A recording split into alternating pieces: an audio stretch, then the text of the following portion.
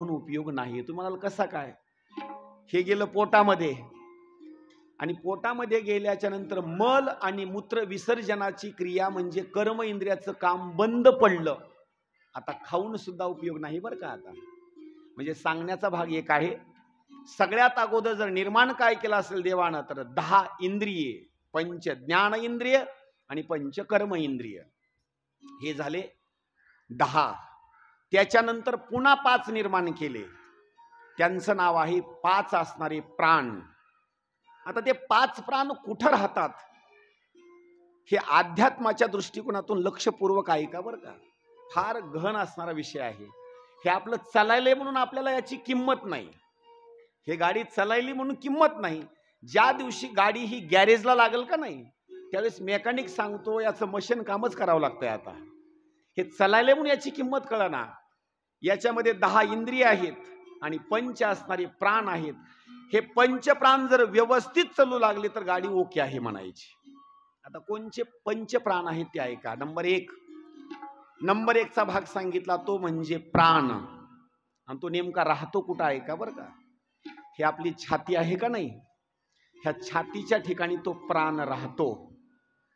आणि कधीही सांगतो, हा प्राण सगळ्यात जास्त जर प्रिय कुणाला असेल तर सगळ्यात जास्त प्रिय आपल्याला आहे. लोक बोलत बोलत म्हणतात, तुझ्यावर जर वेळ आली तर माझा प्राण सुद्धा मी तुला देऊन टाकील. पण फक्त म्हणायचे शब्द आहेत.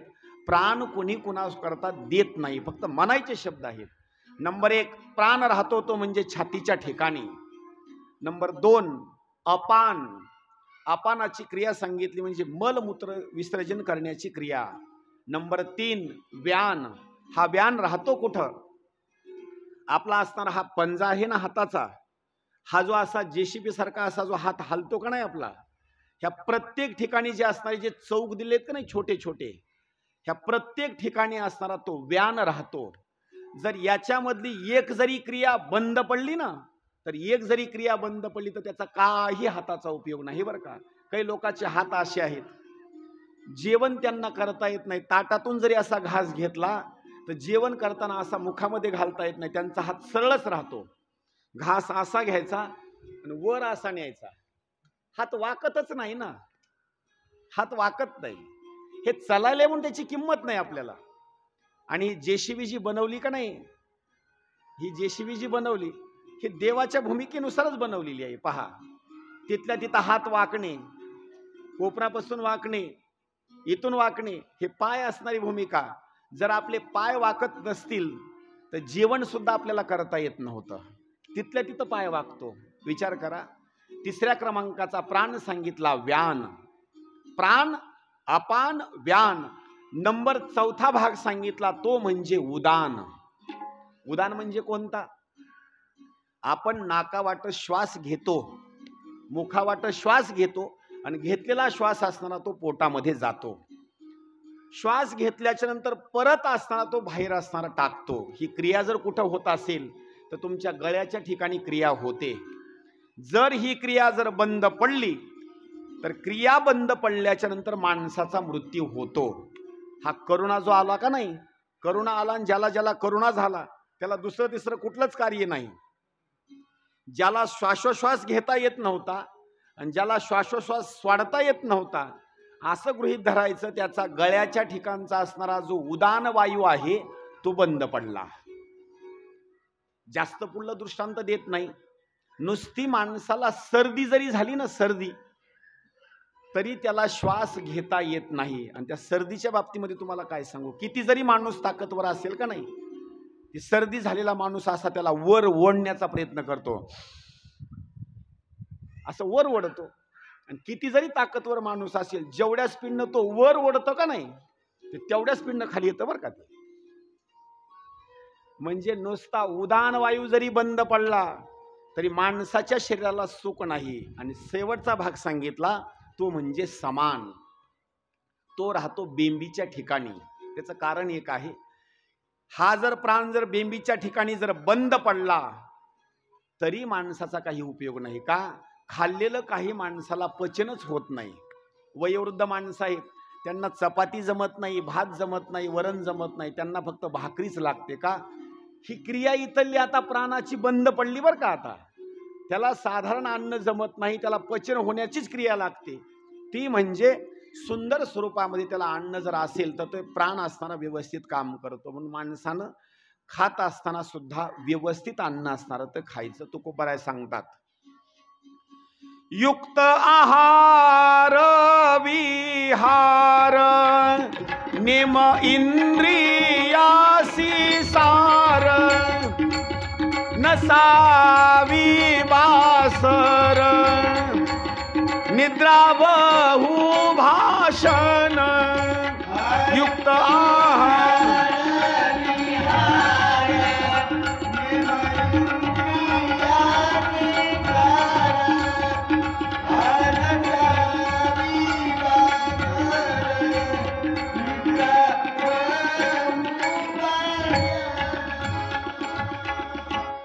म्हणून माणसानं खात असताना अन्न सुद्धा व्यवस्थितच खायचं. म्हणून देवाचा पहिला अवतार सांगितलेला आहे तो म्हणजे 16 असणारी जी कला आहेत किंवा नंबर 1 10 असणारे इंद्रिय, पंचप्राण आणि 16 असणारं मन, हे 16 जण एका ठिकाणी जमा झाले आणि 16 जण एका ठिकाणी जमा झाल्याच्या नंतर त्याच्यापासून एक शरीर निर्माण झालं.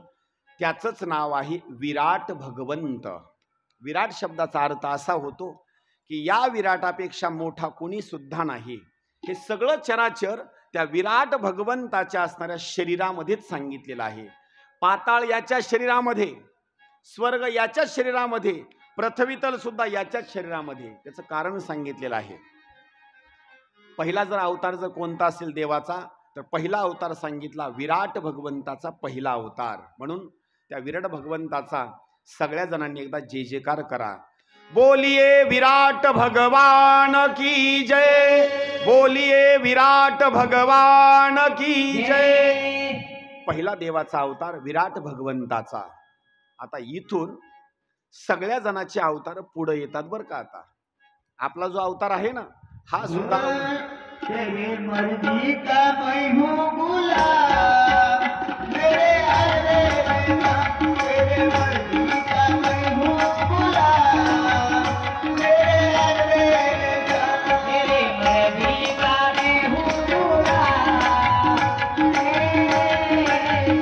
तेरे मर्जी का मैं हूँ गुलाम, तेरे मर्जी का मैं हूँ गुलाम, तेरी मर्जी का मैं हूँ गुलाम, मेरे अलबेले राम.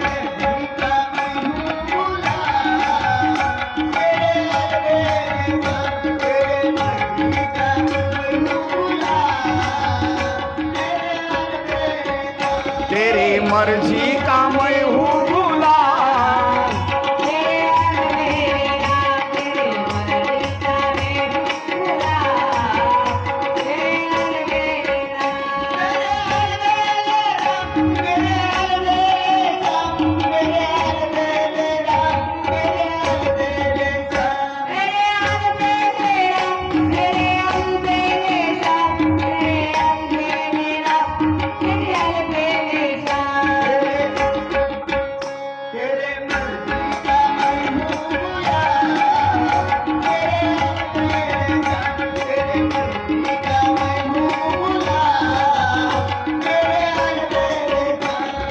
मर्जी का मैं हूँ गुलाम,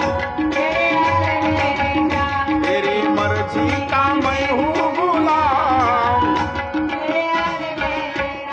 प्रभु तेरा है बड़ा बड़ा बड़ा नाम, प्रभु तेरा है बड़ा बड़ा बड़ा नाम, मेरे मर्जी का तेरे मर्जी का मैं हूँ गुलाम,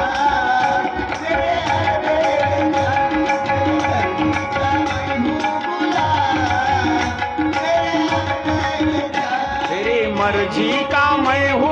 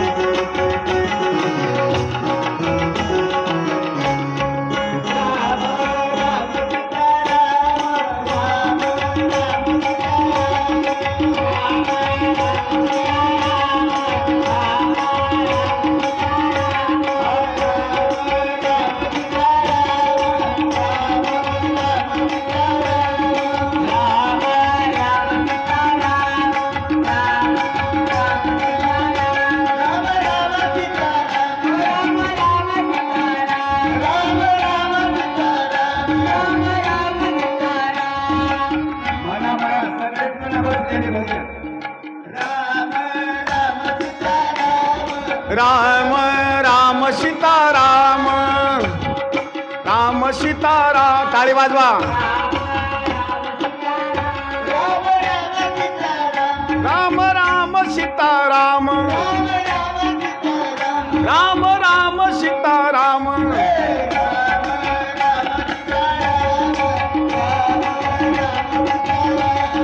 राम राम सीताराम राम सीताराम राम राम सीताराम.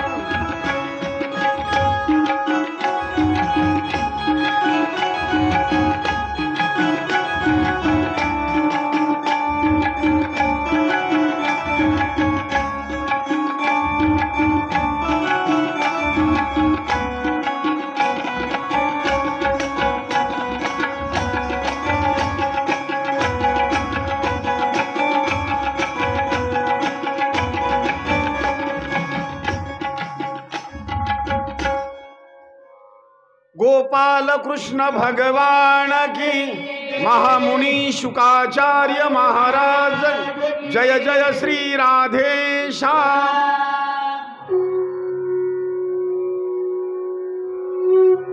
आणि पहिला असणारा जर अवतार कोणता असेल तर तो आहे विराट भगवंताचा. याच्या पुढं हे आपण ज्या पृथ्वी तलावर आज जे जिवंत आहोत, जे जीवन जगत आहोत, किंवा या पृथ्वी तलावर अनेक जीवजंतू आहेत, हे सगळे जर अवतार असतील तर हे सगळे असणारे अवतार म्हणजे देवाचेच अवतार आहेत. म्हणजे जी जी महान वस्तू दिसते ना, हे सगळे देवाचेच अवतार आहेत. म्हणजे आपलं शरीर सुद्धा हे म्हणजे देवाचंच अवतार आहे. आता वर्णन जर करायचं म्हटलं तर देवाचे असणारे मुख्य असणारे या श्रीमद भागवत पुराणामध्ये 24 असणारे अवतार सांगितलेले आहेत. ते एक एक अवतार लक्ष देऊन ऐका. पहिला जर अवतार कोणता घेतला असेल तर पहिला अवतार घेतलेला आहे सनक, सनंदन, सनातन, सनत कुमार, 4 असणारे नैष्टिक ब्रह्मचारी.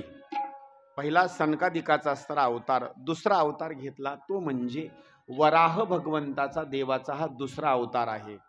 बोलिए वराह भगवान की जय, बोलिए सनकादिक भगवान की जय. देवानी वराहाचा अवतार का घेतला, नेमकं वराह कशाला म्हणायचं हे अगोदर आहे का बरं का. तुमच्या गावात आहेत का नाही हे मला माहिती नाही बरं का. नाहीत ना, मग चांगली गोष्ट आहे. वराह म्हणजे डुक्कर. देवानं दुसरा अवतार घेतला तो म्हणजे डुकराचा अवतार घेतला. का घेतला, 2 दैत्य आहेत, त्याच्यापैकी एकाचं नाव आहे हिरण्याक्ष. या हिरण्याक्षांना संपूर्ण पृथ्वी रसातळाला असणारी नेली. त्यावेळेस रसातळाला नेलेली पृथ्वी वर आणण्याकरता या भगवंतांनी वराह भगवंताचा अवतार घेतला.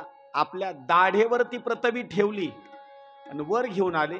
आणि वर घेऊन आल्याच्या नंतर समुद्राचं असणारं पाणी होतं, समुद्राच्या लाटा असणाऱ्या शांत केल्या आणि शांत केल्याच्या नंतर त्याच्यावर ही पृथ्वी ठेवली. आता सुद्धा वैज्ञानिक लोकांचं म्हणणं असं आहे, या पृथ्वी तलावर 71% पाणी आहे आणि 29% पृथ्वी आहे. पण लक्ष द्या बरं का, आता पाणी किती सांगितलं, 71%, आणि पृथ्वी सांगितली 29%. आता एक छोटासा प्रश्न विचारतो, लक्ष देऊन ऐका बरं का. उदाहरणार्थ असं एक टोपलं भरलेला भाग आहे पाण्यानं बरं का. टोपलं भरून पाणी आहे आणि चेंडू केवढा असतो, छोटा बरं का, छोटा चेंडू. टोपलं भरून असणारं पाणी आहे आणि छोटासा असणारा चेंडू आहे. पण तो जो चेंडू आहे का नाही, तो चेंडू आहे मातीचा. मातीचा असणारा तो चेंडू तयार केला. टोपलं भरून पाणी आहे. माझा प्रश्न असा आहे, छोटासा असणारा चेंडू मातीचा तयार केलेला, टोपलं भरून पाणी आहे, त्याच्यामध्ये जर तो चेंडू टाकला मातीचा तर तो विरघळणार का नाही विरघळणार. याचं सहज सोप्या भाषेमध्ये उत्तर असं आहे, तेवढ्या टोपलं भरून पाण्यामध्ये साधाचा असणारा जो काही चेंडूचा एवढा जो भाग आहे मातीचा, 100% मध्ये तो विरघळणार म्हणजे विरघळणार. पण इथं प्रश्न असा आहे, 71% पाणी आहे आणि 29% पृथ्वी आहे. म्हणजे पाण्यापेक्षा कितीतरी पटीनं ही पृथ्वी एकदम लहान आहे, पण एवढ्या मोठ्या पाण्यामध्ये सुद्धा पृथ्वी विरघळत नाही, याचं कारण काय असेल? विचार करा बरं का. आता आपण पृथ्वी तलावरच आहोत. ही पृथ्वी विरघळत नाही याचं कारण जर काय असेल, समुद्राच्या पाण्यावर ज्यांनी स्थापन केलेली आहे, म्हणजे ते म्हणजे साक्षात भगवंत आहेत. त्यांनी पृथ्वी पाण्याच्या वर असणारी स्थापित केलेली आहे. त्यांच्या मनात जर आलं तर पृथ्वीला पाण्यामध्ये विरघळू सुद्धा शकतात. त्यांच्या मनात जर आलं तर पाण्याच्या वर पृथ्वीला तरंगू सुद्धा शकतात. असं समजत नसेल तर आणखी 2 दृष्टांत.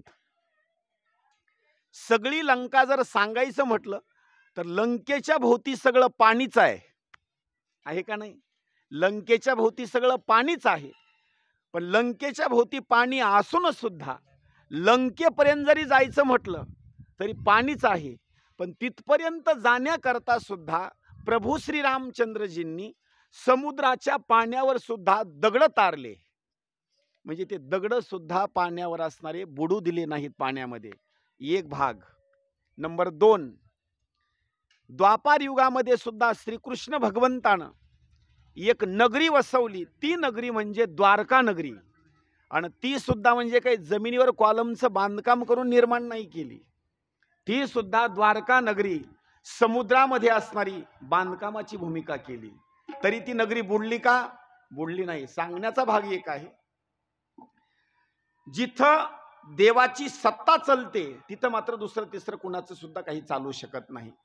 चाले हे शरीर कोणाची ये सत्ते, चाले हे शरीर कोणाची ये सत्ते, कोण बोलविते हरिवीन, कोण बोलविते हरिवीन.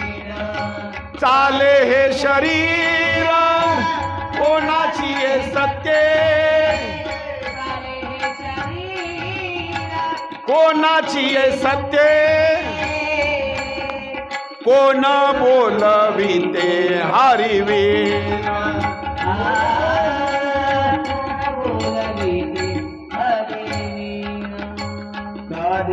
शरीर कोणाची ये सत्ते, शरीर कोणाची ये सत्ते,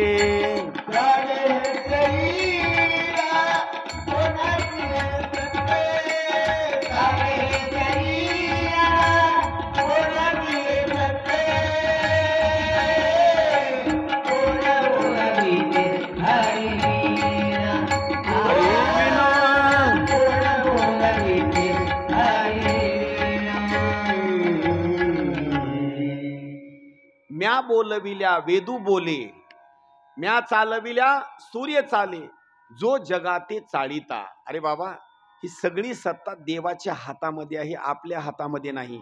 घास गिळी सत्ता हाती नाही. घास जरी चावला ना पण तो या कंठाच्या खाली उतरू द्यायचा का नाही उतरू द्यायचा आपल्या हातामध्ये नाही, देवाच्या हातामध्ये आहे. घास गिळी सत्ता हाती, घास गिळी सत्ता हाती, क्षणभंगुर जाय न कळ, घास गिळी सत्ता हाती, घास गिळी.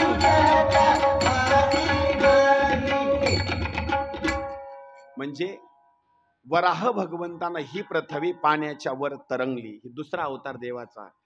तिसरा अवतार जर सांगायचं म्हटलं तर देवाचा असणारा तिसरा अवतार म्हणजे तो म्हणजे नारद मुनीचा असणारा हा तिसरा अवतार. चौथा अवतार जर सांगायचा म्हटलं तर नर नारायणाचा चौथा अवतार. पाचवा अवतार सांगायचा म्हटलं तर कपिल भगवंताचा अवतार. सहावा भगवंताचा जर अवतार सांगायचा म्हटलं तर तो अवतार सांगितलेला आहे दत्तात्रय भगवंताचा 6वा अवतार. दत्तात्रय भगवंतांनी का अवतार घेतला याचं सुंदर चिंतन आलेलं आहे. त्याचं कारण एक आहे, कोणी विष्णूची भक्ती करतं तर कोणी भक्त भगवान शंकराची भक्ती करतं. पण या दोघा जणांमध्ये असणारा वाद आहे. कोणी विष्णूची भक्ती केलं त्यांना शिवाचा भक्त आवडत नाही, शिवाच्या भक्ताला विष्णूचा भक्त आवडत नाही. हे वाद फार मोठा आहे. कुणाला उभा गंध आवडत नाही तर कुणाला आडवा गंध आवडत नाही, कुणाला एकादशी आवडत नाही तर कुणाला सोमवार आवडत नाही, कुणाला तुळस आवडत नाही तर कुणाला बेल आवडत नाही. हे सारखा वाद चालू आहे बरं का. हा वाद मिटवण्याकरता देवानं जो अवतार घेतला तो म्हणजे दत्तात्रय भगवंताचा. कशा करता घेतला त्याचं कारण सांगितलं जातं. ऋषीचं नाव आहे आत्री आणि पत्नीचं त्यांच्या नाव आहे अनसुया. पण नाव सुद्धा कसं आहे बघा बरं का. आपण म्हणत असताना म्हणतो अनुसूया, पण नाव खरं सांगितलं अनसुया. अनसुया, अनसुया शब्दाचा अर्थ होतो अन म्हणजे अणु, एकदम सूक्ष्म.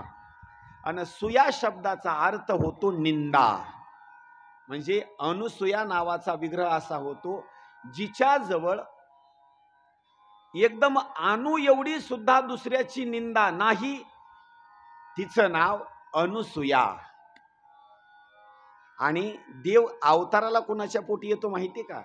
ज्यांच्या जवळ निंदा नाही का नाही, देव त्यांच्याच पोटी अवताराला येतो, कुणाच्या सुद्धा अवतारला येत नाही. आता पहा, देवाला घ्यायचा आहे अवतार, आणि अवतार घेत असताना कारण बनवलं नारदजीचं.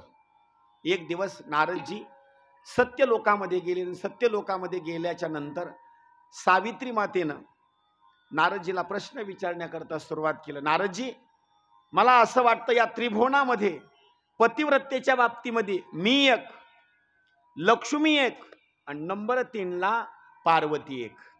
नारदजी हसले. नारदजीनं बोलण्याकरता सुरुवात केली. माता, आई, खरं सांगू का, राग येऊ देऊ नका बरं का. तुम्हाला वाटत असेल तुम्हीच पतिव्रता आहेत, पण तुमच्यासारख्या पतिव्रता पृथ्वी तलावर एक असणारी माता आहे, तिचं नाव अनुसूया आहे. आणि तुमच्यासारख्या पतिव्रता तिनं पायामध्ये चैन करून एका एका घुंगराला हजारो आशा बांधलेल्या आहेत. आता एवढं बोलल्यास का आता टेन्शन वाढल का नाही? आता तुमच्यासारख्या पतिव्रता पायाच्या घुंगराला, एकेका घुंगराला 1000 आशा बांधून टाकलेल्या आहेत. नारदजीला प्रश्न विचारला, तिचं पतिव्रतेचं जे काही पद आहे हे भ्रष्ट करण्याकरता काय करावं लागेल? नारदजीनं सांगितलं, तुमच्या मालकांना तिथं पाठवा आणि एकच प्रश्न विचारायचा, फक्त नग्न भोजन मागायचं. त्याचे 2 अर्थ बरं का. नग्न भोजन म्हणजे कोणतं भोजन? त्याचा एक अर्थ असा होतो, आपल्या शरीरावर वस्त्र नसणे हा एक भाग. नंबर दुसरा एक भाग सांगितला, या शरीरामध्ये काम, क्रोध, लोभ, मद, मत्सर नसणे याचं नाव सुद्धा नग्न भोजन. सांगितलं काही हरकत नाही, आम्ही ब्रह्मदेवाला असणारं तिथपर्यंत पाठवू. वैकुंठामध्ये गेले. वैकुंठामध्ये सुद्धा लक्ष्मीनं तोच प्रश्न विचारला. लक्ष्मीनं बोलण्याकरता सुरुवात केलं, काय केलं पाहिजे? सांगितलं, तुमच्या मालकांना तिथपर्यंत पाठवा आणि नग्न भोजन मागण्याकरता सांगा.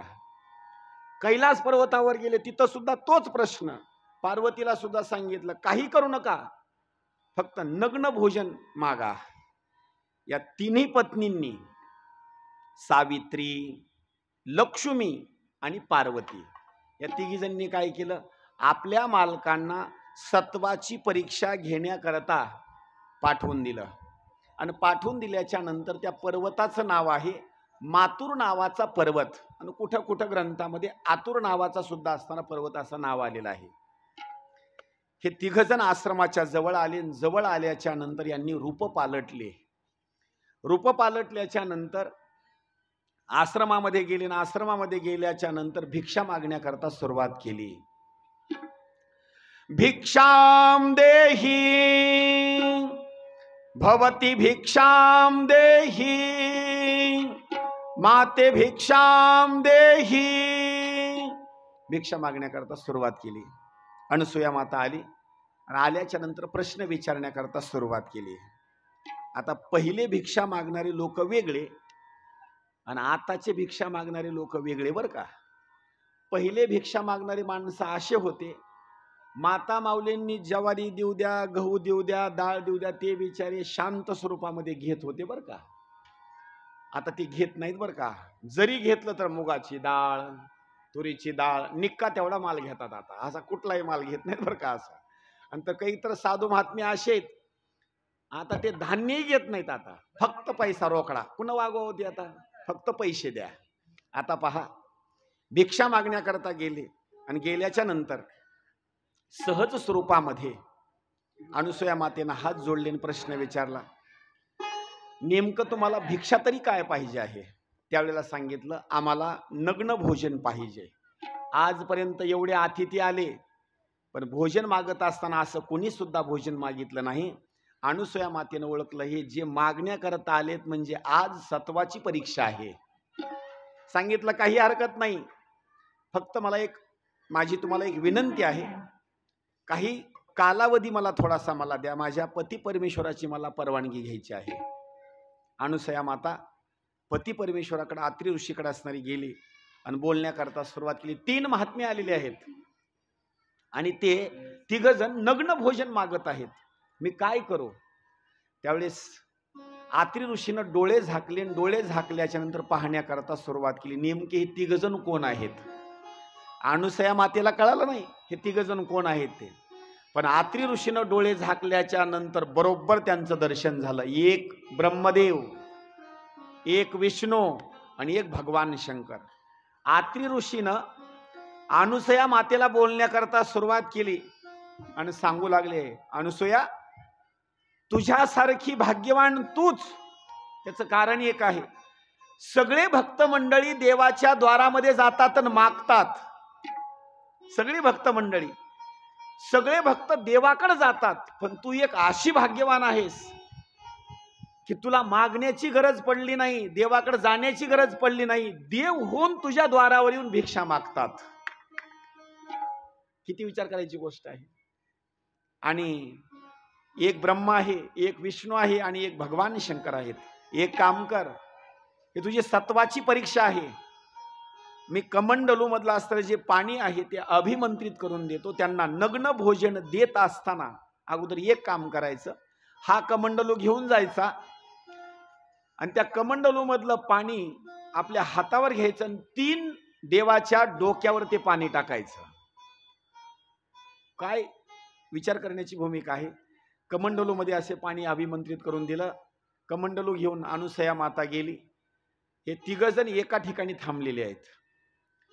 कमंडलू मधलं पाणी असं हातामध्ये घेतलं आणि पाणी अशी शिंपडण्याकरता सुरुवात केली.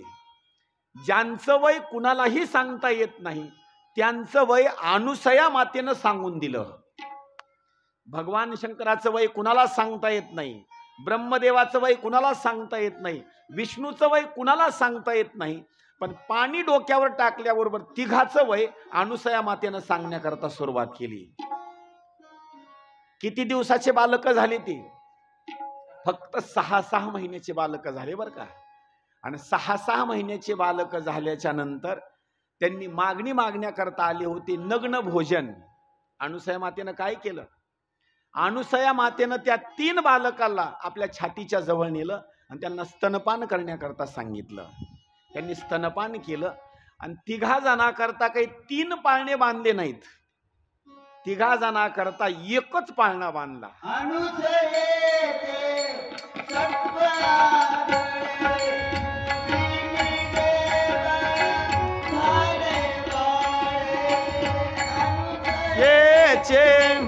सत्व आगळे 3 देव झाले बाळके.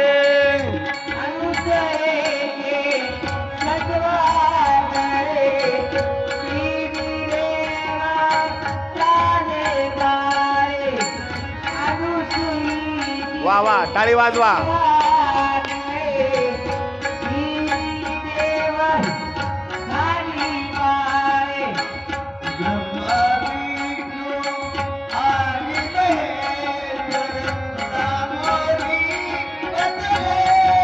मलाही दत्त गुरु दिसले, मलाही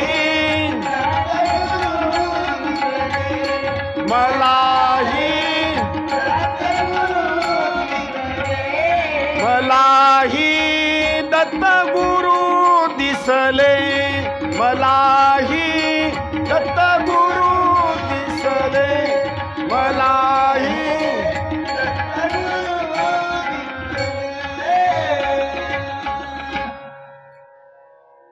तीन देवाला तीन पाळणे बांधले नाहीत, एकच पाळणा बांधला. आणि पाळणा बांधल्याच्या नंतर पाळण्यामध्ये असणारे त्या सुंदर भगवंताला असणार असं पाळण्यामध्ये टाकलं. आणि पाळण्यामध्ये टाकल्याच्या नंतर सुंदर वर्णन केलं आहे बरं का त्यांचं. अनुसया मातेनं पाळण्याची दोरी असणारी हातामध्ये घेतली आणि पाळण्याची दोरी हातामध्ये घेऊन त्यांना झोका देण्याकरता असणारी सुरुवात केली. जो जो जो जो रे निज आया हालवीती अनुसुया. जो जो जो जो रे निज आया हालवीती अनुसुया. जो जो जो जो रे निज आया हलवीती अनुसुया. जो जो जो जो रे निज आया हलवीती अनुसुया. करिता उत्पत्ती सिनलासी विश्रांतीसी आलासी. निजरे ब्रह्मया तपलासी कमलोद्भव झालासी. जो जो जो जो रे निज आया हलविती अनुसुया.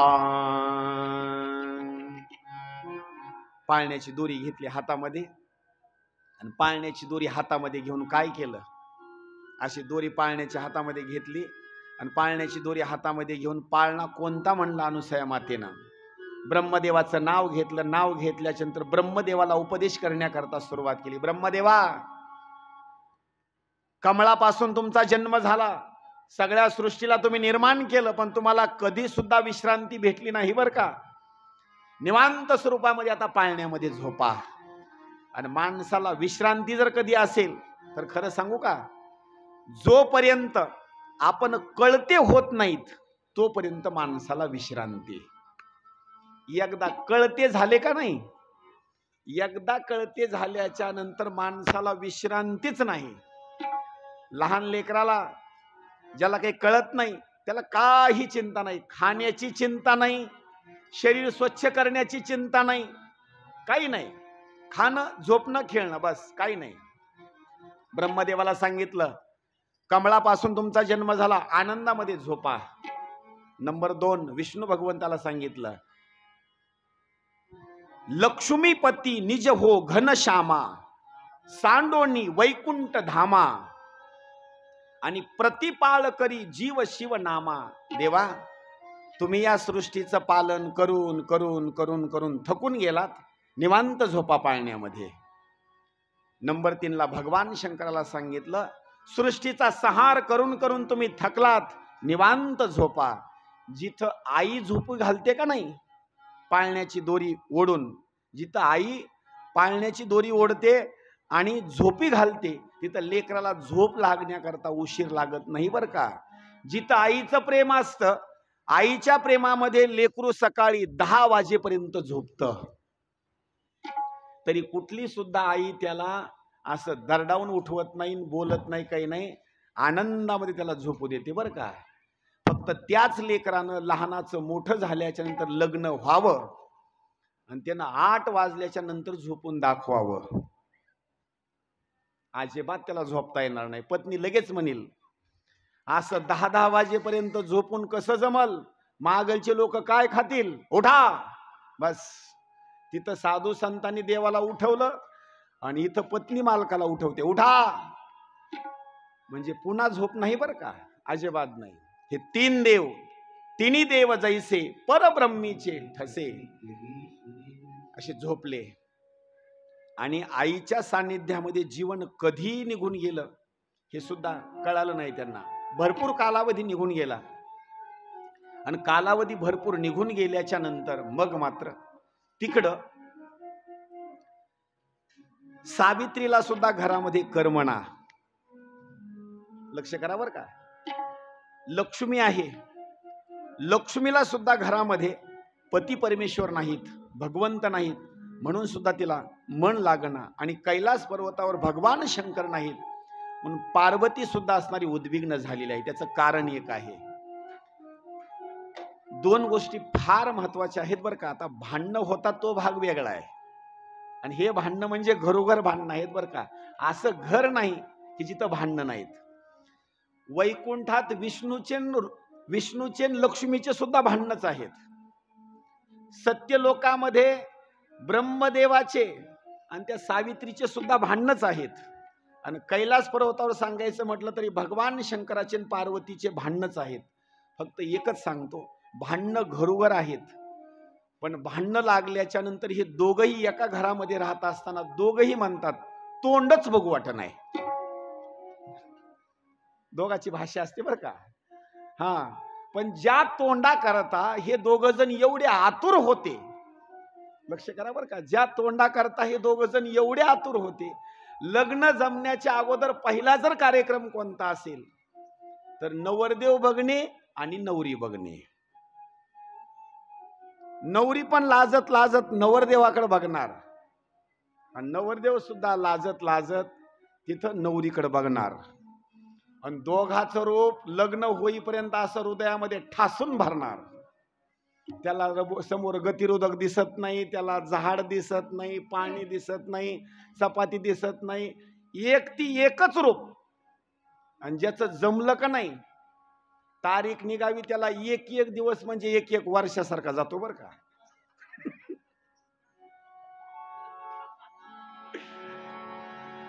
आणि एकदा लग्न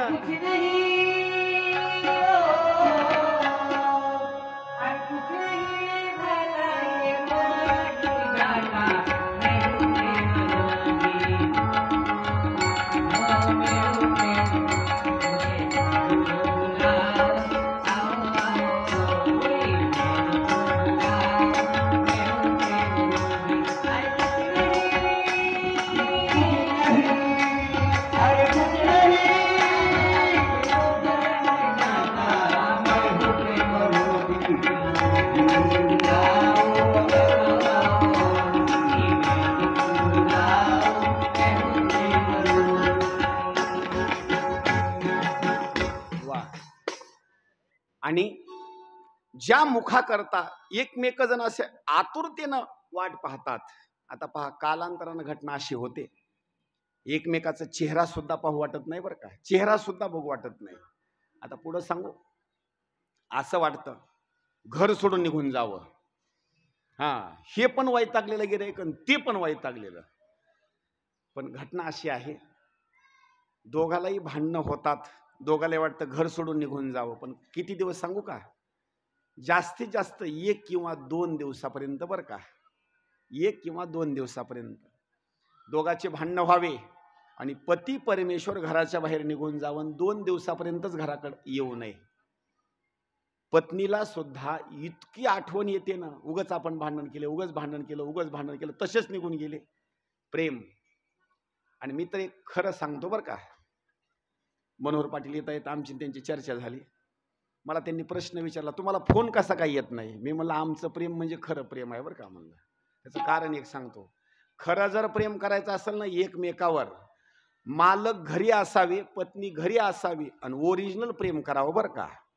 हा, घरी आलं की टायमाला भाकर नाही, भाजी नाही, काही नाही, आणि नुसती बॅग भरून चाकूरपर्यंत जरी गेलं तर घरून फोन येतो, हॅलो गाडी लागली का, जागा भेटली का, पाऊस कसा आहे, बर जेवण केलं का. मी म्हणतो मग एवढं जर प्रेम असेल तर मग घरीच प्रेम असावं ना.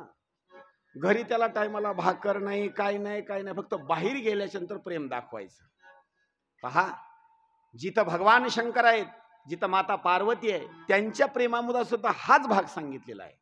दररोजचा वादविवाद, पण ज्या वेळेला भगवान शंकर कैलास पर्वतावर नाही, त्यावेळेला पार्वती मातेला सुद्धा तो कैलास पर्वत असा सुना सुना लागू लागला.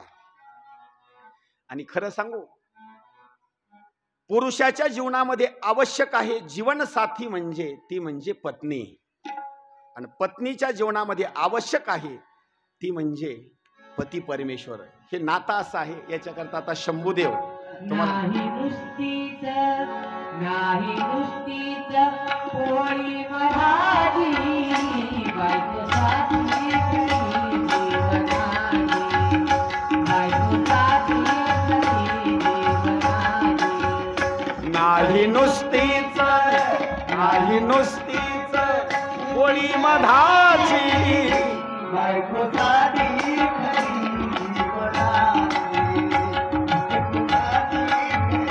जीवनाची नुसतीच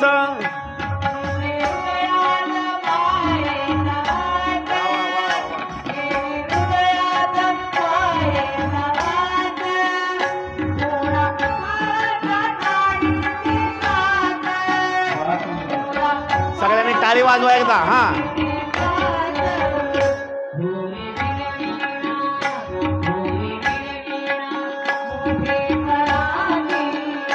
बायको साधी खरी जीवनाची बायको साधी खरी जीवनाची नाही नुसतीच पोळी मधाची नाही नुसतीच पोळी मधाची नाही साथी खरी जीवनाची बायको साथी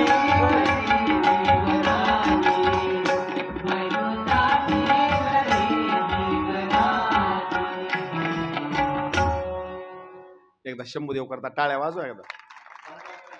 वा वा.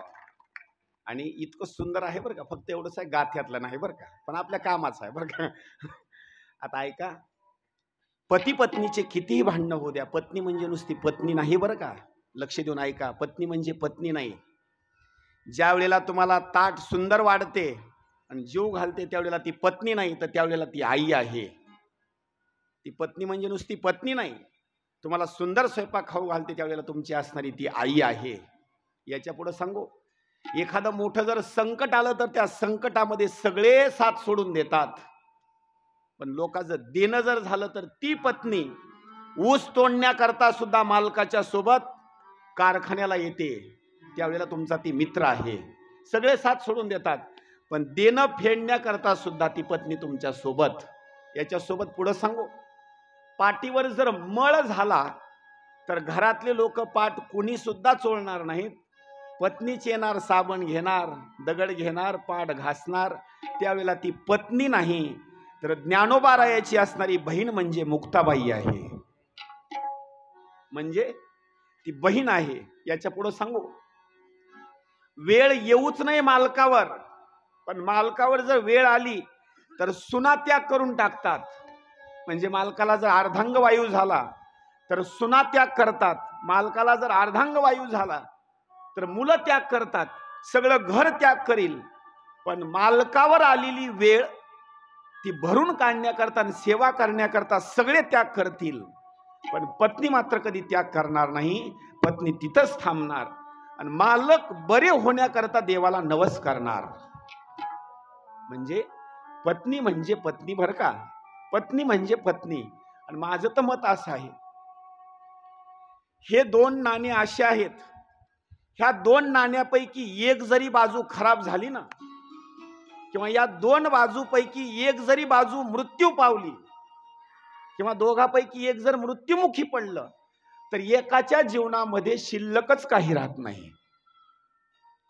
जसं कबूतर आणि कबुतरीणी आहे, दोघापैकी जर एक जर मरण पावलं ना, तर एक जण मरण पावल्याच्या नंतर पुन्हा मात्र एक जिवंत राहत नाही. एवढं प्रेम, एवढं असणारं प्रेम आहे. याच्या पुढे एक वर्णन केलेलं आहे. वर्णन असं सांगितलेलं आहे, हे दोन जे बाजू आहेत का नाही, एखादा रुपया आहे आणि एका साईडची बाजू खराब झालेली आहे. एखाद्या दुकानदाराकडे जर आपण जर ते नाणं लिहिलं आणि त्यानं जर बघितलं का नाही, दुकानदार म्हणतो याचं साहित्य देईल, पण हे नाणं देऊ नका, आता दुसरं नाणं द्या. याचं कारण सांगतो, पत्नी जर मरण पावली असेल तर त्या माणसाला यज्ञाला बसता येत नाही. बसता येतं? अजिबात बसता येत नाही. देवाचं कार्य जर कुठलं चांगलं असेल तर त्या चांगल्या कार्याला त्या माणसाला बसता येत नाही. काय, पत्नी मरण पावलेली आहे. याला दृष्टांत जर सांगायचा म्हटलं प्रभू श्री रामचंद्रजीला अश्वमेध नावाचा यज्ञ करायचा होता आणि माता सीतेला एका परीट नावाच्या व्यक्तीनं संशय घेतल्याच्या नंतर, काही शब्द बोलल्याच्या नंतर सीता मातेला गर्भवती अवस्थेमध्ये असताना सुद्धा अरण्यामध्ये पाठवून द्यावं लागलं आणि यज्ञ करायचा, अश्वमेध नावाचा यज्ञ. कुलगुरू वशिष्ठांनी सांगितला, यज्ञ जर करायचा असेल तर राजाचा नियम आहे, त्याला पत्नी पाहिजे. अनेक लोकांनी सांगितलं प्रभू श्रीरामचंद्रजींनी आता दुसरा विवाह करावा आणि दुसरा विवाह करून पत्नीला त्या यज्ञाच्या शेजारी म्हणजे उजव्या हाताला बसवावं. राजा होते, पण राजा असून सुद्धा प्रभू श्रीरामचंद्रजीचं चरित्र असं सांगितलेलं आहे, एक पत्नी, एक वचनी आणि एकच बाणी. एकदा सीतेसोबत विवाह केल्याच्या नंतर पुन्हा मात्र विवाह नाही. सीता जिवंत आहे का मरण पावलेली आहे ही सुद्धा प्रभू श्रीरामचंद्रजीला माहिती नाही. यज्ञ करत असताना दुसरा विवाह नाही केला तर प्रभू श्रीरामचंद्रजीच्या शेजारी बसवत असताना दुसऱ्या स्त्रीला सुद्धा बसवलं नाही. एक सीतेचा पुतळा तयार केला आणि पुतळा तयार केल्याच्या नंतर उजव्या साईडला बसवलं आणि मग मात्र तो यज्ञ केला. म्हणजे सांगण्याचा भाग एक आहे, एखाद्या माणसाच्या जीवनामध्ये जर पत्नी मरण पावली तर त्याला पूजा अर्चा सुद्धा करता येत नाही. आणि पत्नीच्या जीवनामध्ये सुद्धा मालक तेवढेच महत्वाचे सांगितलेले आहेत. थोडंसं थांबा मुलांनो, तिथंच ठेवा. इकडे आणू का तिकडे ठेवा, तिथंच ठेवा, इकडे आणू का तुम्ही, थांबा तिथं राहू देत. पत्नीच्या जीवनामध्ये सुद्धा महत्वाचा भाव सांगितलेला आहे. जर मालक जिवंत नसतील तर डोक्याला कधी सुद्धा असणार विंचरण्याचा भाग नाही सांगितला. याच्या पुढे सांगू, तेल सुद्धा लावण्याचा भाग नाही सांगितला. याच्या पुढे सांगू, मेकअप सुद्धा करण्याचा भाग नाही सांगितला. म्हणजे तिच्या सर्वस्वाच्या बाबतीमध्ये पती जर कोण असेल तर शिव महापुराणामध्ये एक सुंदर श्लोक आलेला आहे त्या स्त्रीच्या बाबतीमध्ये. पत्नी करता पती म्हणजे नेमका कोण? पतिर्देवो गुरुर भरता धर्म तीर्थ व्रतानीच तस्मात सर्वम परित्यज्य मामेकम तू समर्चयेत. त्या पत्नी करता पतिर्देवो, तिच्या करता दुसरा देव नाही, पती परमेश्वर म्हणजे देव. पतिर्देवो. नंबर 2 गुरुर, गुरु तिच्या करता जर कोण असेल तर गुरु म्हणजे असणारा पती परमेश्वर. भरता धर्म, धर्म सुद्धा पती परमेश्वर. तीर्थ, तीर्थ म्हणजे सुद्धा परमेश्वर, पती परमेश्वर. तस्मात सर्वम परित्यज्य मामेकम तू समर्चयेत. म्हणजे पत्नी सुद्धा पती परमेश्वराची सुंदर स्वरूपामध्ये सेवा करते. याच्या पुढे आणखी एक बोलतो. अनेक वेळेला अशी घटना कुणाच्या तरी घरी घडते. पती परमेश्वराला राग आला आणि रागाच्या भरामध्ये हातामध्ये लाकूड घेतलं. लाकूड घेतल्याच्या नंतर पत्नीला मारलं. सकाळची घटना, 6-7 वाजले, मारलं. मारल्याच्या नंतर पती परमेश्वर घराच्या बाहेर निघून गेले. पण पत्नीचं प्रेम पती परमेश्वरावर किती असतं सांगतो. पती परमेश्वराचा राग आला, राग जरी आला तर ती पत्नी काय करते, रागाच्या भरात का होईना पण माझे मालक उपाशी राहतील, मग याच्याकरता त्यांनी उपवाशी राहू नये म्हणून मारलेलं जरी असेल तर ती पत्नी मालकाकरता स्वयंपाकच करणार. भलं स्वयंपाक वाढणार नाही पण मुलांना सांगणार तुमच्या वडिलाला तुम्ही ताट वाढा. याच्या पुढे सांगू, मुलं जरी नसतील आणि पती परमेश्वर जर घराकडे आलेले असतील आणि रागात जर म्हणले ना वाढ ताट, तर हिला राग आल्याच्या नंतर बिचारी एवढीच म्हणेल दुरडीत भाकर आहे आणि तिथं ताट आहे, गपची भाताना घेऊन खायची. ह्यांना हसू आलं बरं का आता ह्यांना. त्याचं कारण सांगू, अहो राग जरी आलेला असेल तर ती बिचारी काय करणार, स्वयंपाकच बनवणार आणि स्वयंपाक बनवून पती परमेश्वराला खाऊच घालणार. माझा सांगण्याचा भाग आहे, हे प्रेम आहे. या तिघी जणींनी व्याकुळ असणारा अंतकरणाची भूमिका आहे. नारदजीला बोलून घेतलं. नारदजीनं संपूर्ण बातमी सांगितली. तुमचे तिघी जणीचे मालक अनुसया मातेच्या आश्रमामध्ये 6-6 महिन्याचे बालक झालेले आहेत. ह्या तिघी जणी आश्रमाच्या जवळ आल्या आणि अनुसया मातेला गर्वयुक्त अंतकरणानं बोलू लागल्या. अनुसया, आमचे पती परमेश्वर कुठं आहेत? पटकन आणून द्यायचे. अनुसया मातेनं निर्णय घेतला, आणखी यांचा गर्व कमी झाला नाही, आणखी गर्व कमी झाला नाही. जर तुम्हाला तुमचे पतीच पाहिजे असतील तर पाळण्यामध्ये टाकलेले आहेत, तुमचे पती ओळखान घेऊन जा. यांना गर्व झाला होता. पाळण्याच्या जवळ गेल्या, आपले मालक शोधू लागल्या. ह्या तिघांची मूर्ती दिसण्याकरता सारखीच. पण अनुसया मातेनं बोलण्याकरता सुरुवात केली. ऐका, आपले मालक शोधत असताना, त्यांचा शोध घेत असताना लक्षात ठेवा, एखाद्या वेळेस जर चुकून जर घटना जर घडली तर तिचं पतिव्रता असणारं पद शिल्लक राहणार नाही, नष्ट होऊन जाईल. तुम्ही स्वतःला पतिव्रता समजता ना, आणि नियम असा आहे, पतिव्रता स्त्रीचा आपला स्पर्श दुसऱ्या पुरुषाला झाला नाही पाहिजे. हा, आणि मालक तुमच्या तिघीचे पाळण्यामध्ये आहेत, शोधत असताना व्यवस्थित शोध घ्यायचा. उदाहरणार्थ, पार्वतीचे पती आहेत भगवान शंकर, पण ओळखत असताना पार्वतीचा स्पर्श जर भगवान शंकराला न होता जर विष्णूला झाला तर ती पतिव्रता राहणार नाही. आता हे साधं संकट नाही बरं का, हे साधं संकट नाही. हे 3 देवाच्या पत्नी आहेत, पतिव्रता स्वतःला समजतात. त्यावेळेला सहज स्वरूपामध्ये सावित्री हुशार होती. सावित्रीनं सांगितलं, मी सगळ्यात लहान आहे, पहिला मान लक्ष्मीला, माझ्यापेक्षा लक्ष्मी मोठी आहे. लक्ष्मी तिच्यापेक्षा जास्त हुशार. आता तिचे मालक चतुरातो शिरोमणी, गुण लावण्याची खाणी. काही महिला सुद्धा म्हणतात, माय काय सांगावं, तिचे मालक पण हुशार आणि ही पण हुशार. म्हणजे आता चतुरातो शिरोमणी भगवान विष्णू हुशार, लक्ष्मी त्याच्यापेक्षा जास्त हुशार. लक्ष्मीनं सांगितलं, हा मालक शोधण्याचा जो कार्यक्रम आहे का नाही, हा, आता तुम्ही काय करा, हा सगळा मान पार्वती माता थोरली असल्यामुळं त्यांच्याकडे मान. पार्वतीनं अर्धा तास डोळे बघायला सुरुवात केली, गाल बघायला सुरुवात केली, कुठं काही तिळ आहे का, पापणी भोवई सगळी तंतोतंत, काहीच फरक नाही. शेवटी पार्वती मातेला, लक्ष्मीला आणि सावित्रीला हात जोडावे लागले आणि सांगितलं, माता, जर आमचे मालक जर तुमचे सुपुत्र होत असतील, आमचे पती परमेश्वर तुमचे जर पुत्र होत असतील तर त्यांच्या आम्ही पत्नी आहोत, म्हणजे आम्ही सुना आहोत तुमच्या. आणि एखाद्या वेळेस सून चुकल्याच्या नंतर सासूनं माफ करावं लागतं, पण सुननं शरणागती करावी लागते बरं का. पण काही सून सुद्धा शरणागती करत नाही आणि काही सासू सुद्धा माफ करत नाही. या सुनांनी काय केलं, शरणागती स्वीकार केली. स्वीकार केल्याच्या नंतर त्या अनुसया मातेनं असं काही ओळखण्याकरता वेळ लावला नाही. एकाच्या शरीराला स्पर्श केला आणि सावित्रीला सांगितलं, हे ब्रह्मदेव. दुसऱ्याच्या शरीराला स्पर्श केला आणि सांगितलं, हे विष्णू. आणि तिसऱ्याच्या शरीराला स्पर्श केला आणि सांगितलं, हे भगवान शंकर. भेटी झाल्या तिघींना आपल्या मालकांच्या. हातामध्ये हात दिला आणि तिघजण असणारे आता निघाले. जात असताना पुढं चालायचे आणि पाठीमागं वळून पाहायचे, पुढं चालायचे, पाठीमागं वळून पाहायचे.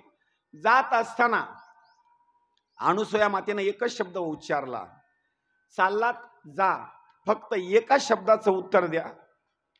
इथून तुम्ही निघून गेल्याच्या नंतर तुमच्याकरता जो मी पाळणा बांधलेला आहे, या पाळण्याची सोय काय? इतक्या दिवसापर्यंत तुम्ही पाळण्यामध्ये झोपलात ना, आता तुम्ही निघून गेल्याच्या नंतर या पाळण्याचं मी नेमकं काय करू? त्यावेळेस 3 देवतेंनी होऊन त्या अनुसया मातेला आशीर्वाद दिला आणि सांगितला, माता काळजी करू नको, आज आम्ही 3 शरीरानं तुमच्या इथं येऊन पाळण्यामध्ये विश्रांती घेतली, पण पुन्हा मात्र तसं होणार नाही बरं का. शरीर असेल 1, हात असतील 6 आणि शिरकमल असतील 3. शरीरामध्ये बदल होणार नाही. तिघाचं मिळून एकच शरीर, 3 शिरे 6 हात, बस. माता काळजी करण्याची गरज नाही. त्यांचा एक अभंग सुद्धा सुप्रसिद्ध आहे बरं का, दत्तात्रय भगवंताचा. धरी अवतार विश्वतारा वया, आत्रीची अनुसया गरोदर ऋतुकाळ हेमंत्र नक्षत्र रोहिणी आणि शुक्ल पक्ष दिनी पूर्ण तिथी तिथी पौर्णिमा मास मार्ग शीर्ष आणि ऋतू तो वासर उत्सव काळ एका जनार्दनी पूर्ण अवतार निर्गुण निराकार आकारले. म्हणून दत्तात्रय भगवंताचा पुढे जन्म झाला. अनुसया मातेच्या हाताला फोड आला आणि त्याच्यामधून असणारा तो जन्म झाला. बोलिये दत्तात्रय भगवान बोलिये दत्तात्रय भगवान की. पुढे भगवंताचा 7व्या क्रमांकाचा अवतार आहे तो म्हणजे यज्ञ नारायण.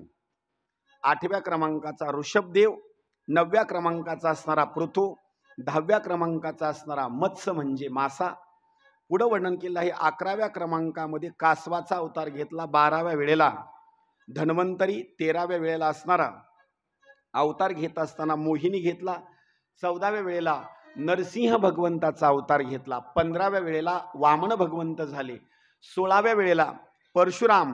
17व्या वेळेला अवतार घेत असताना व्यास महर्षींचा. 18व्या वेळेला राम. 19व्या वेळेला जो अवतार घेतलेला आहे तो बलराम. 20व्या वेळेला कृष्ण. आणि पुढे वर्णन केलं आहे 21वा बुद्ध अवतार, 22वा कलंकी अवतार, 23वा हंस अवतार आणि 24वा जो अवतार सांगितलेला आहे तो हंसच्या नंतर असणारा हयग्रीव नावाचा अवतार सांगितला. असे देवाचे एक अवतार नाहीत, देवाचे असणारे असंख्य अवतार आहेत.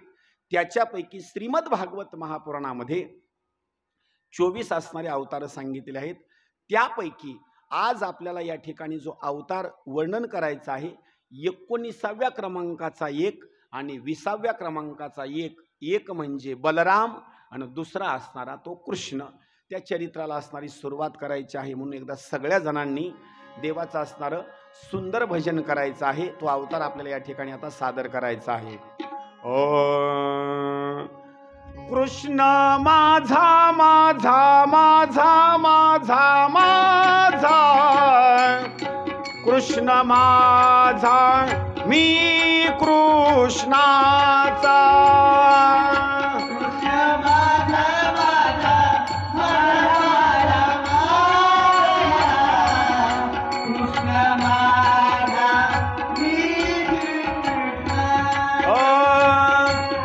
कृष्ण माझा माझा माझा माझा माझा कृष्ण माझा मी कृष्णाचा.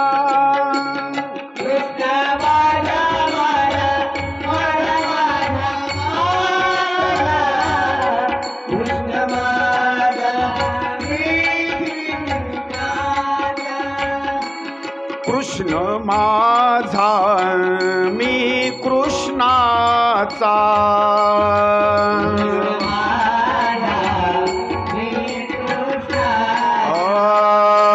कृष्ण माझा मी कृष्णाचा.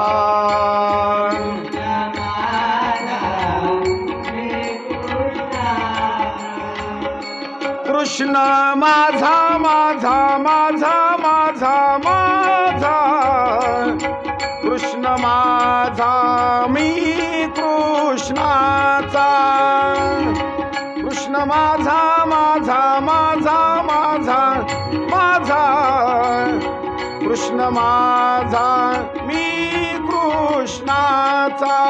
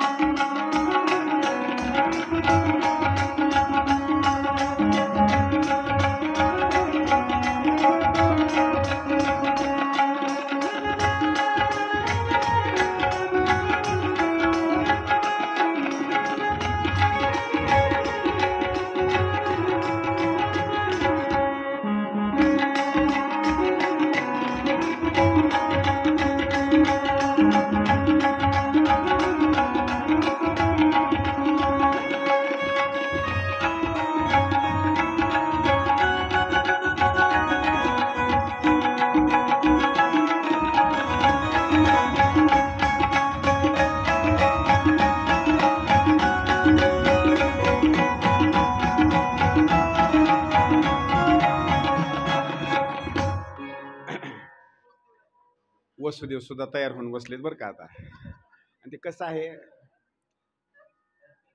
हां टाईम झाला, त्यांना टाईम दिला, थोडं थांबा म्हणा. मी या म्हणल्याशिवाय येऊ नका बरं का, ते बाहेर येऊ बघायलेत बरं का. नाही नाही मी सांगतो, आताच येऊ नका तुम्ही, थोडं थांबा आता जरा. हां थांबा, ऐका. फक्त आपल्याजवळ एक 10 मिनिटं शिल्लक आहेत. 10 मिनिटामध्ये व्यवस्थित तुम्हाला चरित्र सांगतो, कृष्णाचा जन्म कसा झाला. नंबर 1, सूरसेनाचे असणारे पुत्र म्हणजे वसुदेव. त्यांच्या असणारे 2 ठिकाणी असणारं राज्य आहे, एक माथुर आणि शूरसेन नावाचा असणारा भाग. 2 ठिकाणी राज्य. वसुदेवाचे जे लग्न झालेले आहेत, त्या लग्नाच्या बाबतीत जर वर्णन करायचं म्हटलं तर वसुदेवाला एक पत्नी नाही बरं का. कमीत कमी या भागवतामध्ये वर्णन असं केलेलं आहे, मुख्य राणी सांगितलेले आहेत ते 16. आणि तशा जर वर्णन करायचे म्हटलं तर भरपूर असणाऱ्या पत्नी आहेत, पण देवकी नावाच्या 2 आहेत. किती सुंदर चरित्र, विचार करा. पत्न्या एवढ्या आहेत, पण देवकी नावाची एक पत्नी नाही. तेवढ्या पत्नीपैकी देवकी नावाच्या 2 आहेत. मग नेमके कृष्ण कुणाच्या पोटी जन्माला आले, तर जिच्या सोबत नंतर विवाह झाला देवकीच्या सोबत, एक पहिली एक देवकी आहे, पाठीमागून ज्या देवकीच्या सोबत विवाह झाला तिच्या पोटी कृष्णाचा जन्म आहे. सुंदर असणारा लग्नाचा भाग झाला. आणि लग्नाचा भाग झाल्याच्या नंतर दान धर्म करण्याकरता बापाचं प्रेम मुलीवर किती असतं याचं वर्णन इथं केलेलं आहे. बाप किती हुंडा देतो. बाप मुलीचं लग्न जर करायचं असेल तर बापाच्या डोक्यामध्ये एकच विषय असतो, तो म्हणजे विषय असा, मुलीला भावी काळामध्ये लग्न झाल्याच्या नंतर मला काही करणं होईल अथवा न होईल, म्हणजे काही मला देता येईल अथवा न देता येईल. बाप मुलीचं लग्न करत असताना फक्त एकच त्याच्या डोक्यामध्ये विचार असतो, पैसा किती लागू द्या, बस फक्त माझ्या मुलीला घर मात्र चांगलं पाहिजे बरं का. बाप एवढाच विचार करतो. वेळ जर आली आणि कर्ज होण्याची जर भूमिका आली तर बाप काय करतो, मुलीचं कल्याण करण्याकरता 1 एकर 2 एकर विकतो, पण मुलीचं लग्न मात्र थाटामाटामध्येच करतो. मुलीच्या लग्नाला पैशाचा विचार बाप कधी सुद्धा करत नाही. आणि मुलीला संसार तरी किती देतो. अहो संसार देता असताना नवरदेवाच्या घरी काही झाडू नसतो का, नसतो, असतो. याच्या पुढे सांगू, झाडू देणार, त्याला दुर्डी देणार, त्याला देव देणार. अहो प्रत्येक प्रत्येक प्रत्येक वस्तू देतो. याच्या पुढे सांगू, कपाट सुद्धा देणार. भलं कपाट नवरदेवाच्या घरी नका बसू द्या, नवरदेव 5 फुटाचा खड्डा खाली खोदेल, पण बाप माझ्या मुलीकरता कपाट देणार म्हणजे देणार. भलं नवरदेवाच्या घरी कपाट नका बसू द्या. कूलर असेल, फ्रीज असेल, प्रत्येक प्रत्येक संसाराची भूमिका देणार बाप. आणि हे किती दिवसापासून पद्धत चालू आहे हे सांगतो बरं का. आपण तर कलियुगात आहेत. खाली बसतो. त्रेतायुगामध्ये लग्न केलं सीतेचं. जनक राजानं सुद्धा कमी प्रॉपर्टी दिली नाही, खूप दिलं. द्वापार युगामध्ये जर वर्णन करायचं म्हटलं तर या द्वापार युगामध्ये देवकीचे जे वडील आहेत त्या वडिलाच्या बाबतीमध्ये वर्णन केलं आहे. देवक नावाचं असणारं त्यांचं नाव आहे, देवक. आणि किती हुंडा दिला ऐका बरं का. काही लोक आपल्या मुलीचं लग्न करतात आणि लग्न केल्याच्या नंतर 2-2, 4-4 वर्षे बैठकीमध्ये गप्पा हाणतात. लग्न केलं मुलीचं म्हणजे या पट्ट्यानं असं जे लग्न केलं का नाही, गावात लग्न असं नाही केलं, हे चर्चा असते बरं का. आणि गावोगाव, ए तू शांत बस, शांत बस, बस शांत. बोलत असताना लोक असे बोलतात, पण हुंडा किती देवकांना दिला हे ऐका अगोदर. 1 आणि 2 नाही, 15,000 घोडे. आज जर एक घोडा विकत घ्यायचा म्हटलं तसला कमीत कमी 4 लाख 5 लाख रुपये एका घोड्याची किंमत. असे किती घोडे दिले? 15,000 घोडे दिले. 1 आणि 2 नाहीत, 400 हत्ती सोन्यानं मडवलेले दिले. त्याच्या गळ्यामधला घंटा सुद्धा सोन्याचा, वरची अंबारी सुद्धा सोन्याची, त्याच्यावर झूल टाकलेली सुद्धा सोन्याची, त्याला जो साखळदंड आहे तो सुद्धा सोन्याचा. असे 1 आणि 2 नाहीत, 400 हत्ती सोन्यानं मडवलेले हुंड्याच्या स्वरूपामध्ये देऊन टाकले. पुढे वर्णन केलेलं आहे. 1800 रथ, ते सुद्धा घोडे सुद्धा सोन्यानं मडवलेले. रथाला लोखंड वापरलं नाही ना चांदी वापरली नाही, सगळा रथ सुद्धा सोन्याचाच. असे किती रथ? 1800 रथ सोन्यानं मडवलेले. आणि माझ्या मुलीला पुन्हा भावी काळामध्ये संसार करत असताना फरशी पुसण्याकरता स्वतःनं पुसू नये, कपडे स्वतःनं धुवू नये, कुठलं कामकाज वगैरे करू नये, याच्याकरता 1 आणि 2 नाही, सुकुमार 200 दासी दान म्हणून देऊन टाकल्या. काय हुंडा असेल विचार करा. हे आपल्याच्यानं देणं होणार नाही बरं का. आपण 12 लाख द्यायचे आणि 12 वर्ष घोकत बसायचं, बस, दुसरं काहीच नाही. अहो काय हुंड्याची पद्धत आहे का काय आहे विचार करा. आपल्या हुंड्यामध्ये किंवा दान धर्म करत असताना आपण देतो 1800 रुपयाचं कूलर, 2च महिने चलतं, उन्हाळा सुद्धा पास करीत नाही बरं का ते. उन्हाळा सुद्धा पास करत नाही, अजिबात नाही. त्याला उचलायचं पुन्हा वरी नेऊन ठेवून द्यायचं घरावर. ते फक्त हवा आल्याच्या नंतरच फिरतं बरं का, भरभर भरभर भरभर, त्याला लाईटची गरज लागत नाही. क्वाट देतो आपण, वर्षभर सुद्धा टिकत नाही.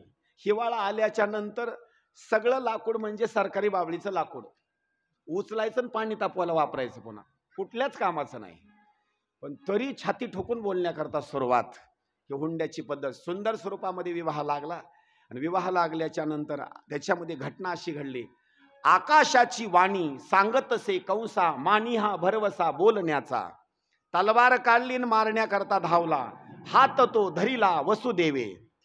वसुदेवानं सांगितलं आमच्या दोघाला बंदिवासामध्ये टाका. टाकलं बंदिवासामध्ये, आणि बंदिवासामध्ये टाकल्याच्या नंतर पहिला मुलगा जन्माला आला, त्याचं नाव कीर्तिमान. 1 आणि 2 नाही, असे 6 मुलं जन्माला आले. 6 मुलाला मारण्याकरता सुरुवात केली, ती म्हणजे कंसानं. 6 मुलं मारून टाकले. 7व्या वेळेला अवताराला यायचं आहे शेषाला. शेषानं सांगितलं मी अवतार घेणार नाही का, पहिल्या जन्मामध्ये मी लक्ष्मण झालो आणि तुम्ही झालात राम. तुमचं जीवन आनंदामध्ये गेलं, पण सगळ्यात जास्त त्रास झाला मला. आता मी अवतार घेणार नाही. त्यावेळेस सांगितलं शेषा आता तू हो मोठा, मी होतो लहान. ठरलं.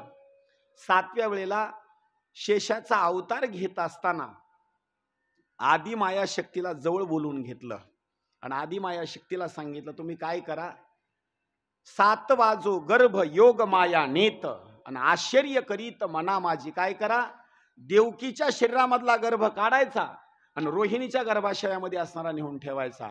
त्या योग मायेनं आईनं सांगितलं पुढं काय करू, तिथं गर्भ नेऊन ठेवल्याच्या नंतर तुम्ही लगेच काय करायचं, यशोदा मातेच्या शरीरामध्ये तुम्ही जाऊन असणारा प्रवेश करायचा. माझा जन्म आणि तुमचा जन्म सोबतच होणार. सांगितलं देवा एवढं काम केल्याच्या नंतर त्याच्या बदल्यामध्ये मला काय मिळणार. सांगितलं प्रत्येक गावामध्ये तुमचं एक मंदिर होणार. जसं पंढरपुरामध्ये माझं एक ठिकाण आहे का नाही थांबण्याचं, तसं तुमचं एक ठिकाण तुळजापूरला निर्माण होईल. हे जे सगळे देवीचे ठाणं जे निर्माण झालेले आहेत का नाही ठिकाणं, हे देवानं दिलेला आशीर्वाद आहे. जसे माझे भक्त वारकरी मंडळी माझं भजन करतील, तसं आई योगमाया तुमचे सुद्धा असणारे भजनी मंडळाचे ताफे तयार होणार. फक्त फरक एवढाच राहील की माझे वारकरी गाथ्यामधलं गातील. फरक एवढाच होईल की माझे वारकरी गाथ्यामधलं गातील. फरक एवढाच होईल तुमचे वारकरी गाथ्यातलं गाणार नाहीत, तुमचे वारकरी माथ्यातलं गाणार. आणि आईचे जर अभंग म्हणायचेच असतील ना, तर मी सांगतो गाथ्यातले म्हणा, माथ्यातले म्हणू नका बरं का. गाथ्यातला जर आईचा अभंग जर म्हणायचा असेल तर नाथ महाराजांनी सुंदर वर्णन केलेलं आहे. सत्वर पावगे मला भवानी आई रोडगा वाहीन तुला, सत्वर पावगे मला भवानी रोडगा वाहीन तुला.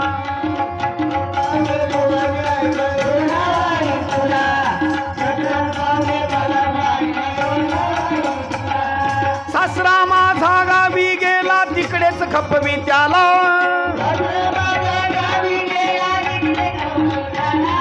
जाऊ माझी फडफड बोलती बोडकी करग तिला.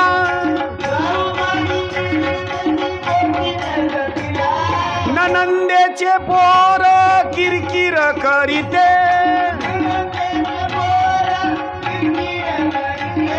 खरूज होऊ दे त्याला, खरूज होऊ दे त्याला.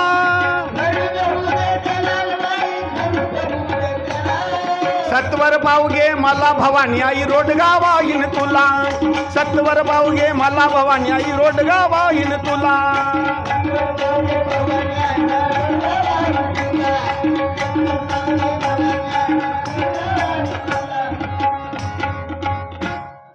हे गाईचं असेल तर गाथ्यामधलं बरं का.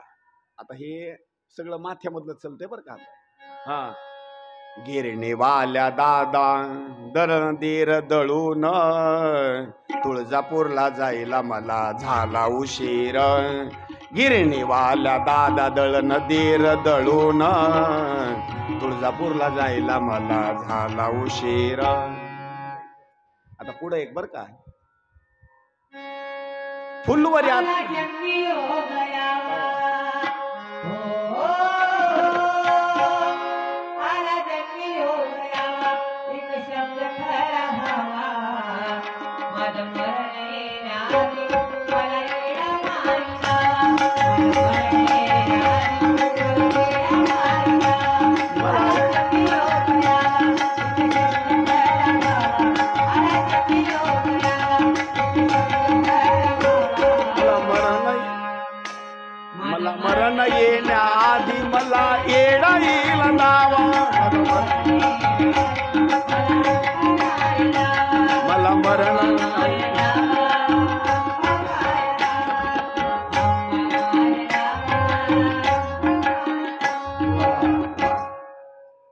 ते साखरबाई गाणं म्हणतात बर का.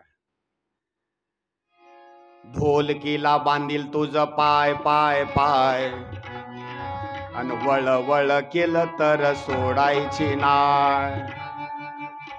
पुन्हा रावळ घुमतय कस ग बाई बाई देवळ घुमतय कस. रावळ घुमतय कस ग बाई बाई देवळ घुमतय. पुन्हा आराधी आलाय नवा ग नवा त्याला अगरबत्ती लावा.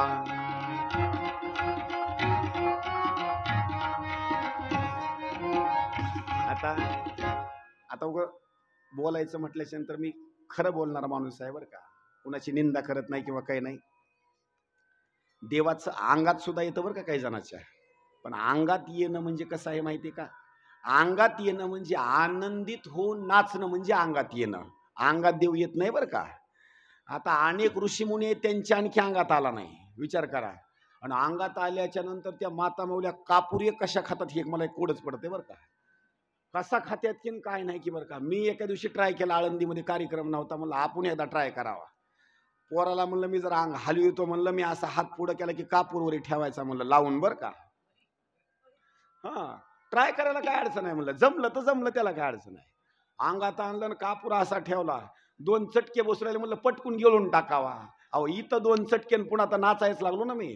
कापूर गिळणं म्हणजे एवढं सोपं नाही बरं का. ते ज्याला जमलं त्यालाच जमलं. आणि सकून बघायची क्रिया सुद्धा मला अगोदर माहिती नव्हती. सकून सुद्धा कसा बघतात बरं का तुम्हाला सांगतो. असं आरसा समोर ठेवायचा आणि आरशाला काय करायचं असा पैसा लावायचा. हेच एकदा नाव घ्यायचं त्याच एकदा नाव घ्यायचं त्याच एकदा नाव घ्यायचं. मी म्हणलं पैसा कसा काय चिटकत असेल भाऊ. विचार केला बरं पैसा कसा काय चिटकत असेल. मी पण आरसा घेताना पैसा चिटकवण्याकरता सुरुवात केला. पैसा चिटकना. सकून बघणाऱ्याच बाईला विचारलं मी. म्हणलं मला पण मंत्र सांगा. म्हणलं जमलं तर जमलं आपलं. म्हणली महाराज कुणाला सांगू नका. कपाळाला मेन लावावं लागते म्हणली मेन. आणि ते कसं असतं माहिती का. अगोदर 10 वेळेला पैसा चिटकवायचा नाही बरं का. हे इथंच लावतात बरं का असं. पण जिथं मेन आहे तिथं लावीत नाहीत. लावीत लावीत लावीत जिथं मेन आहे तिथं लावायचं आणि बरोबर उचलून तिथं नेऊन ठेवून द्यायचा. पुन्हा हलत नाही बरं का ते. हा म्हणजे ही भूमिका सुद्धा आहे. पण माझा सांगण्याचा भाग एक आहे. आपण त्या भक्तांची निंदा नाही करायचं. जरी ते आईचे रात्रभर जरी गाणं म्हणत असतील पण त्यांचा भाव असा आहे आईच्या बाबतीमध्ये भजन करतात ते. त्यांची निंदा नाही आपण करायची. प्रत्येक गावामध्ये हे आईचं जे ठाणं आहे किंवा आईचे जे भक्त आहेत हे कृष्णानं दिलेला असणारा तो आशीर्वाद आहे. घटना अशी सांगितली जाते. 7वा जो गर्भ योग माया नेत आश्चर्य करीत मना माझी. 8व्या वेळेला भगवंतांनी काय केलं. रात्रीचे 12 वाजले. 12 वाजल्याच्या नंतर देवाना असणारा अवतार असणारा सिद्ध करण्याकरता दर्शन देण्याकरता सुरुवात केली. आणि वर्णन असं केलेलं आहे. देवानं कसा अवतार घेतला. दशरथे मारिला तोची होता मास. वर्षा ऋतू असे कृष्ण पक्ष. वसुमान तिथी बुधवार असे शुक सांगत असे परीक्षिती. रोहिणी नक्षत्र 2 प्रहर रात्र. माया घाली अस्त्र रक्षपाळा. नवग्रह अनुकूल सर्वांचे जे मूळ. वसुदेव कपाळ धन्य धन्य. जयाचा हा वंश तयासी आनंद, माझे कुळी गोविंद अवतरला. अयोनी संभव नोहे काही श्रमी, नाम याचा स्वामी प्रगटला. रात्री 12 वाजता कृष्णाचा जन्म झाला आणि देवानं लगेच सांगण्याकरता सुरुवात केली. थोडं थांबा जरा, गडबड करू नका, थोडं थांबा. चोपदार थोडं थांबा जरा, मध्येच थांबा तुम्ही थोडं जरा. नंदाच्या घराला, नंदाच्या घराला मज नेई गोकुळाला.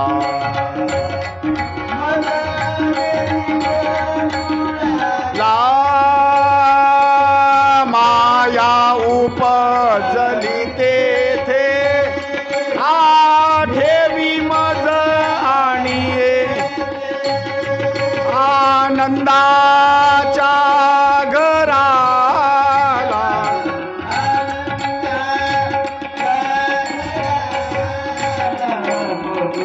नेई गोकुळाला.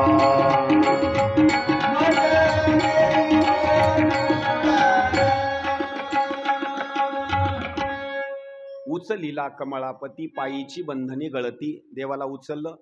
यमुना नदीच्या जवळ गेल्याच्या नंतर यमुना मातेनं असणारा रस्ता करून दिला. पहिलं तीराला गेले, देवाला ठेवलं, मायेला घेतलं.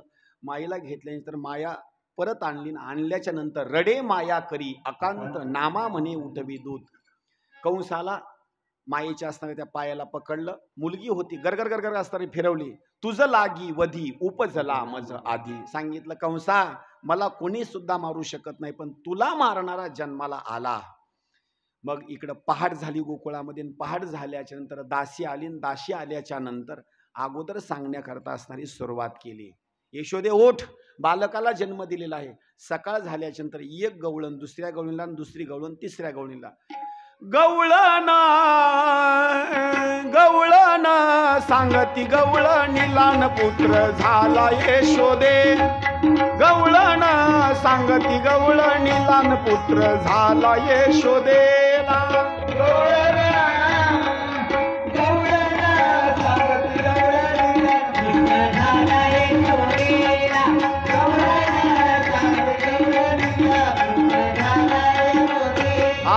एक धावी एकी पुढे ताटी वाटी सुंट वडे.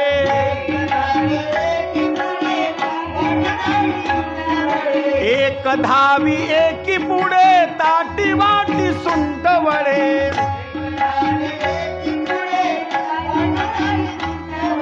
गवळण गवळण सांगती गवळणीला पुत्र झाला यशोदे.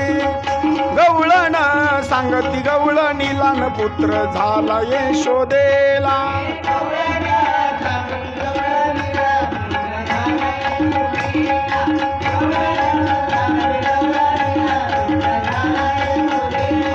गवळण सांगती गवळणीला पुत्र झाला.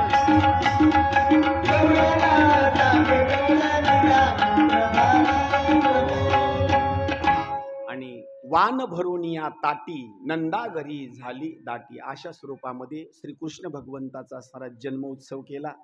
जन्मोत्सव केल्याच्या नंतर सगळ्या जणाला असणारा आनंद झाला. गोकुळीच्या सुखा अंतपार नाही लेखा, बाळकृष्ण नंदा घरी आनंदल्या नरनारी.